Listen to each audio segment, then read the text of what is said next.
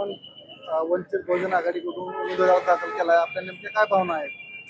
आज श्रद्धेय बाळासाहेब आंबेडकरांनी जो पिंपरी चिंचवडमध्ये जो मी ज्या प्रभागात राहतो काळेवाडी मध्ये काळेवाडी विजयनगर 22 प्रभाग क मधून जी जबाबदारी बाळासाहेबांनी आमच्यावर टाकलेली आणि गेल्या अनेक वर्षापासून जो काळेवाडीचा विकास न झालेला आहे आणि ह्या समस्यासाठी खरंच तिथं दलित असेल, मुस्लिम असेल, ओबीसी असेल, 18 पगड जातीचे जे प्रश्न प्रस्तावितच्या नगरसेवकाकडून झाले नाही ती जबाबदारी बाळासाहेबांनी माझ्यावर टाकलेली आणि ती जबाबदारी 100% मी पार करेन आणि वंचितचाच विजय प्रभाग क्रमांक 22 क मधून होणार हे 100% गॅरंटी आज तुमच्या चॅनलच्या माध्यमातून देतो.